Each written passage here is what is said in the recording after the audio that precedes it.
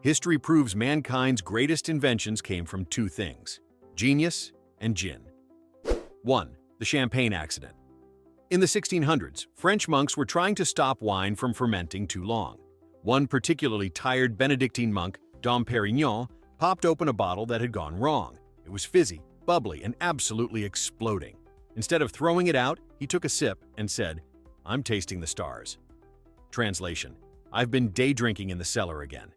Thus, champagne was born, not from elegance, but from a fermentation screw-up no one had the heart to fix. The church wasn't thrilled about its holy man inventing a party drink, but the rich sure were. Within decades, nobles across Europe were popping corks like fireworks. So next time someone calls champagne classy, remind them, it started because one drunk monk couldn't control his bubbles. 2. The beer that built civilization. Historians say bread made civilization. They're wrong. It was beer. Around 7,000 years ago, early humans discovered that wet, fermented grain made them feel fantastic. Archaeologists even found ancient Sumerian poems that are basically recipes for getting hammered responsibly. People stopped wandering because someone had to guard the beer stash. Cities formed, taxes were invented, and the first bars opened, all because someone left their grain soup out too long and decided to drink it anyway. And that, my friends, is how humanity traded caves for taverns. Forget the wheel. The real reason we evolved was happy hour. 3. Whiskey. The doctor's orders. During American Prohibition, alcohol was banned nationwide, unless you had a doctor's note. Suddenly, every cough, sneeze, or stubbed toe became a medical emergency requiring whiskey. Pharmacies turned into speakeasies with better lighting, and doctors wrote more prescriptions than actual diagnoses. People lined up like they had the flu, walked out with a bottle of medicinal bourbon, and went home, miraculously cured. Walgreens alone opened 400 new stores during Prohibition, all perfectly legal. It was the only time in history when America's healthcare system worked fast, cheap, and came with ice cubes. 4. The gin that invented itself. The British Empire didn't invent gin, it accidentally mass-produced it. In the 1700s, England was drowning in cheap grain alcohol and colonial boredom. The Dutch had this fancy drink called Genever, but the English couldn't pronounce it, so they just made their own version. Badly. It was cheap, harsh, and sold everywhere, sometimes out of bathtubs. Londoners called it Madame Geneva, but historians call it the gin craze, when 1 in 3 people was hammered before breakfast. Crime skyrocketed. Children were literally trading gin for bread, and the government had to pass laws just to slow down the chaos. But here's the twist. That drunken disaster eventually gave birth to modern gin, the refined floral stuff you sip today while pretending you're sophisticated. The same drink that once caused riots is now served with cucumber water and rosemary sprigs. If time travel existed, an 18th century Londoner would take one look at your $16 artisan cocktail and say, "You paid what for bathtub juice?" 5. The sandwich, a gambling problem solved. The Earl of Sandwich didn't create the sandwich because of culinary genius. He did it because he was lazy and addicted to cards. In the 1760s, John Montagu, the 4th Earl of Sandwich, spent days at the gambling table, too obsessed to stop playing for meals. To keep his hands clean for shuffling, he ordered his servant to bring him meat between 2 slices of bread. His friends copied him, calling it the sandwich. It was basically the first fast food order in history, the original drive-thru, minus the drive. Word spread, and soon everyone in England was shoving random things between bread, like some kind of culinary dare. The Earl's invention went global, evolving into Big Macs, grilled cheese, and 3 a.m. regret at every diner in America. So yes, the next time you grab a BLT, remember, you're eating the invention of a man too lazy to use a fork and too addicted to quit. 6. The absinthe. That sparked a moral panic. Absinthe, the green fairy, started as a boring herbal medicine.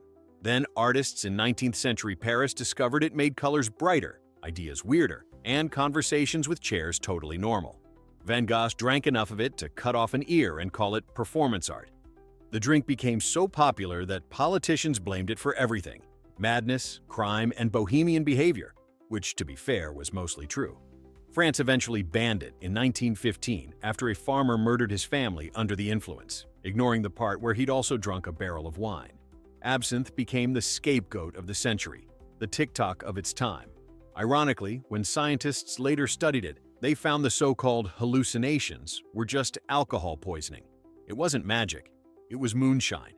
Today, absinthe is legal again, sold in chic bars with sugar cubes and ritual fire. Proof that no matter how many centuries pass, humans never stop finding classy ways to get catastrophically drunk. 7. The rum that built an empire. Rum didn't just fuel pirates, it built economies. In the 1600s, colonial America was running out of ways to stay buzzed. Beer spoiled, wine was expensive, but molasses was everywhere. Someone figured out that fermenting and distilling it made rum, cheap, strong, and perfect for trade. Suddenly, rum became currency. Sailors were paid with it, politicians drank it, and entire revolutions were toasted with it. The average colonial American consumed nearly 4 gallons of rum a year, breakfast included. The British Navy even issued daily rations, which explains a lot about naval discipline. But rum's success had a dark side. It fueled the transatlantic slave trade, linking sugar plantations, molasses shipments, and human suffering in one terrible loop. Yet out of that chaos came one of the world's most beloved spirits, born from greed, rebellion, and hangovers. Today, it's tropical and carefree. But behind every piña colada is a history that's equal parts brilliant and brutal. 8. The coffee that accidentally started a revolution. Coffee houses weren't just cafes. They were 18th century Twitter with better lighting. In England and France, they started as innocent meeting places where people sipped bitter brews and debated news. But once caffeine hit the bloodstream, logic left the building. Ordinary citizens suddenly thought they could fix governments. Kings hated them because revolutions literally brewed over lattes. The French Revolution, planned in coffee houses. The American Revolution, fueled by coffee after the British taxed tea. These penny universities were so powerful that authorities tried to shut them down for spreading dangerous ideas, meaning thinking too much. Even the Pope once tried banning coffee, calling it Satan's drink. But after tasting it, he lifted the ban, declaring, "This devil's brew is too delicious to be the devil's." And just like that, caffeine conquered the world, one jittery genius at a time. 9. The wine that survived a shipwreck. In 1916, off the coast of Finland, a cargo ship sank carrying a shipment of champagne destined for the Russian Tsar. The icy Baltic Sea turned out to be the world's most luxurious refrigerator, perfectly preserving those bottles for nearly a century. Fast forward to 2010, when divers stumbled upon the shipwreck and pulled up 168 bottles of champagne. Still fizzy, still fragrant, and somehow still drinkable. The tasters described it as honeyed, smoky, and slightly fishy, which is exactly how you'd expect your wine to taste after 100 years of hanging out with crabs. Experts were stunned. The pressure and darkness had aged it like a time capsule. One bottle sold for over $40,000 at auction, proving that even alcohol from the bottom of the ocean can have a better retirement plan than most people. Scientists then recreated the ship's conditions to mimic the process, trying to produce the same ocean-aged flavor. So yes, people actually pay extra for underwater booze now. Humanity's greatest achievement? Not electricity, not penicillin. It's figuring out that wine, like gossip, only gets better when buried for a century and rediscovered by people who can't believe their luck. 10. The margarita born from a bar mishap legend says the margarita wasn't crafted. It was spilled into existence. In 1938, a Mexican bartender was experimenting with cocktails for a picky showgirl allergic to everything except tequila. He mixed tequila, triple sec, and lime juice, accidentally knocked salt into the glass. And boom, the margarita was born. The drink became an instant hit with American tourists, especially during Prohibition when the Mexico border was the ultimate booze escape. Soon, Hollywood stars were sipping them poolside like it was cultural research. But the margarita's real genius wasn't in the recipe, it was in marketing. It made tequila fashionable, turning a rough countryside liquor into an international symbol of vacation bad decisions. Frozen machines followed in the 70s, and suddenly you didn't need a bartender, just a plug. The margarita went from bar accident to billion-dollar industry, all thanks to one bartender who couldn't aim a salt shaker. Somewhere, that showgirl deserves a toast, because without her allergies and his clumsiness, Taco Tuesdays would just be Tuesdays. 11. The penicillin that came from molten mess. Science's greatest oops moment started with a dirty petri dish. In 1928, Alexander Fleming returned from vacation to find one of his bacterial cultures ruined by a mysterious blue-green mold. Most scientists would have tossed it. Fleming, perhaps still hungover, decided to poke it instead. The bacteria around the mold had died, which meant this accident might actually save lives. He named it Penicillin, the first true antibiotic. At first, no one cared. It was literally lab mold. But when World War II began, penicillin became the miracle drug, saving millions of soldiers from infections that would have otherwise killed them. Fleming's messy workspace became legend. He didn't just find penicillin, he tripped over it. The discovery proved that sometimes procrastination pays off. His lab technique could best be described as controlled chaos, and yet it changed modern medicine forever. So next time someone tells you to clean your room, tell them you're not messy. You're just one moldy sandwich away from curing something. 12. The potato chip born from spite. In 1853, a cranky diner in Saratoga Springs sent his fried potatoes back to the kitchen, complaining they were too thick and soggy. The chef, George Crumb, took it personally. Out of pure petty rage, he sliced the potatoes paper thin, fried them until they shattered like glass, and dumped on extra salt. He sent them back expecting revenge. Instead, the customer loved them. Thus, the potato chip was born, not out of culinary innovation, but out of spite. The Saratoga chip spread across America, sold in tins, and by the 1920s had become a national addiction. It was the only time in history when pettiness led to profit on a massive scale. Crumb opened his own restaurant, serving chips on every table, unaware he'd created a snack industry worth billions. So, next time you eat a bag of chips at 2 a.m., remember, you're enjoying the taste of human irritation, deep-fried and salted to perfection. 13. The soda that accidentally went psychoactive. In the 1880s, Dr. John Pemberton, a wounded Confederate veteran, tried to make a medicinal tonic to cure headaches, morphine addiction, and low energy. He mixed coca leaves, yes, those coca leaves, with cola nuts, sugar, and water. The result? A deliciously stimulating potion called Coca-Cola. Originally sold in pharmacies as a brain elixir, each glass had a decent hit of cocaine. It made customers feel invincible and slightly insane.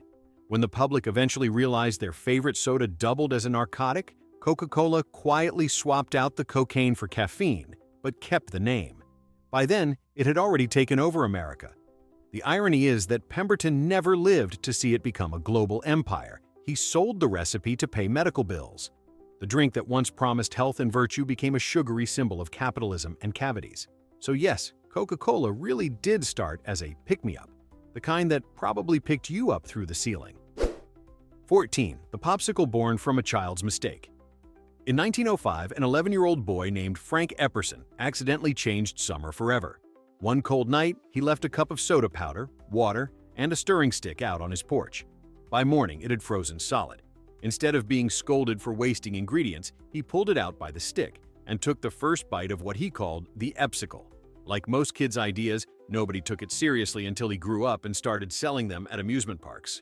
When his own children began calling them Pops Cycles, the name stuck. Within a decade, popsicles were everywhere, turning a child's mistake into a frozen empire. Epperson eventually sold his patent for a measly $2,000, which means he missed out on billions. So next time you hear someone say, "There's no such thing as an overnight success," remind them that one forgotten cup and a freezing night created the most successful frozen snack in history. All it took was a lack of supervision and a little frostbite. 15. The cornflakes that were supposed to prevent sin. The Kellogg brothers didn't set out to create breakfast. They wanted to stop people from having fun. Dr. John Harvey Kellogg ran a health spa in Michigan where he preached clean living, bland food, and absolutely no immoral impulses. His brother Will just wanted to make money. Together, they accidentally left cooked wheat out overnight, ran it through rollers, and baked the flakes. The result was crunchy, flavorless, and, according to John, morally pure. He believed bland diets could suppress lust and marketed cornflakes as the anti-sin cereal. It worked too well. America bought it, not for holiness, but because it was easy and cheap.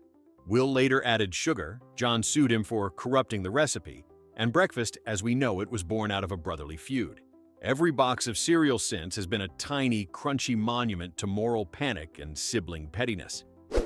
16. the microwave that started with a melted candy bar. Percy Spencer wasn't trying to revolutionize kitchens, he just wanted a snack. In 1945, while working on radar systems for the military, he noticed the chocolate bar in his pocket had melted near a magnetron tube. Most people would have blamed bad luck or warm weather. Percy, being a curious engineer and a bit of a glutton, decided to experiment. He placed popcorn kernels near the magnetron and watched them explode. Then he tested it with an egg, which promptly exploded in a coworker's face. That's when he realized he'd invented the world's first microwave oven. Within a few years, kitchens went from slow cooking to science fiction. Ironically, the first microwaves were massive, standing 6 feet tall and costing as much as a car. But once they shrank down, humanity collectively decided that leftovers deserved radiation. From melted candy bar to billion-dollar appliance, the microwave proves one timeless truth. Every major invention begins with someone standing too close to something dangerous while hungry. 17. The LSD discovery that took a very weird bike ride. In 1943, Swiss chemist Albert Hofmann was studying ergot fungus for medical uses when he accidentally absorbed a microscopic dose of his new compound, lysergic acid diethylamide, LSD. Moments later, reality began. Bending.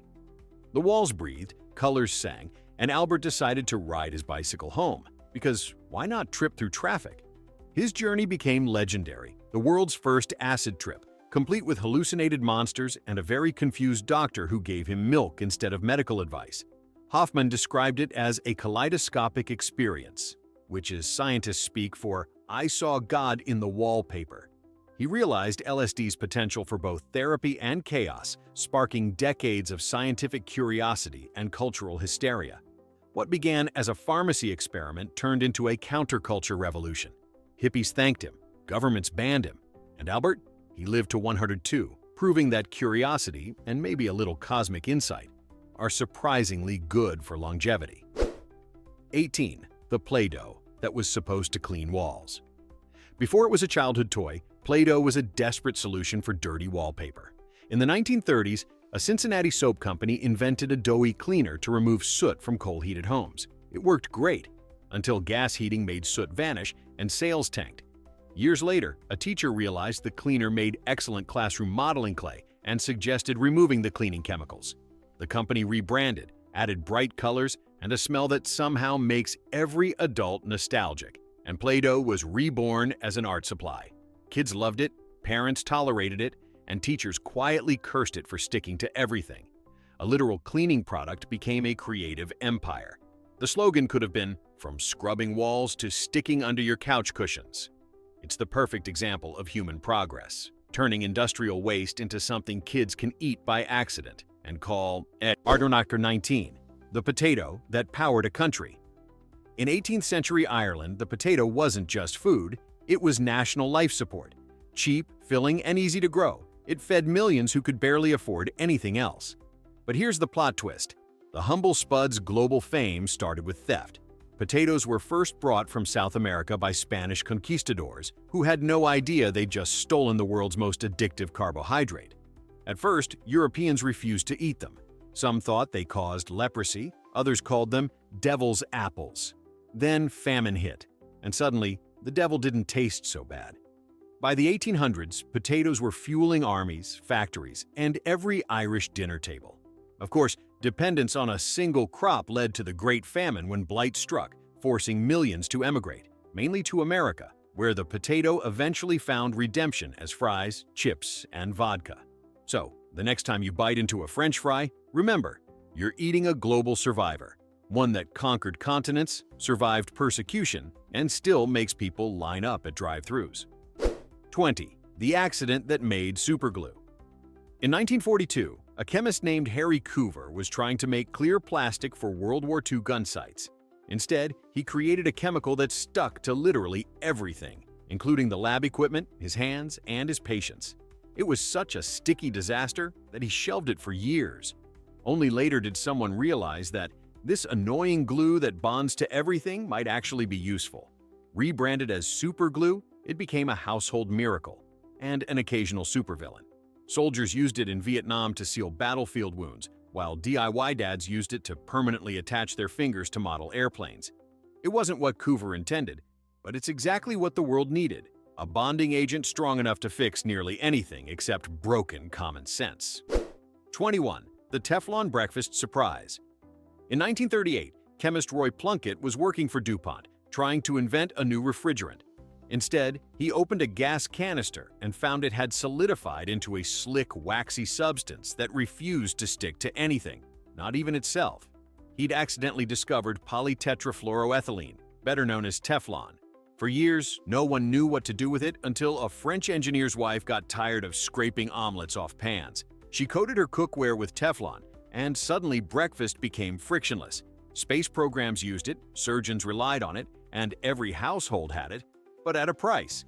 Decades later, scientists discovered that some of the chemicals used to make Teflon were toxic, giving non-stick a whole new meaning. Still, nothing could stick to the idea's success. 22. The glue that accidentally made Post-it notes. In 1968, 3M scientist Spencer Silver tried to create the world's strongest adhesive and failed spectacularly. What he got instead was a weak, reusable glue that barely stuck to anything. It seemed useless until another 3M scientist, Art Fry, got frustrated with his bookmark constantly slipping out of his church hymnal. He dabbed some of Silver's failed glue onto bits of paper, and suddenly it worked. Temporary, movable, perfect. That tiny accident became the Post-it note, the office supply that launched 1,000 passive-aggressive reminders. What began as corporate waste became a cultural necessity, filling offices, fridges, and human history with colorful evidence of procrastination. 23. The Drunken Chemist Who Invented Mauve. In 1856, 18-year-old chemist William Perkin tried to synthesize medicine from coal tar. Instead, he ended up with a weird purple sludge. Most scientists would have thrown it out, but Perkin noticed it dyed fabric a stunning violet that didn't fade. He'd accidentally invented the world's first synthetic dye, mauve, and single-handedly launched the chemical industry. Victorian England went mad for the color. Dresses, wallpaper, even Queen Victoria's gowns turned purple overnight. It was the 19th century equivalent of going viral. Perkin became rich before 20, proving that sometimes science advances because someone spills something interesting on their clothes. The color mauve transformed fashion, chemistry, and even medicine because it funded the research that later gave us antiseptics. From coal waste to couture, one spilled experiment painted the world purple forever.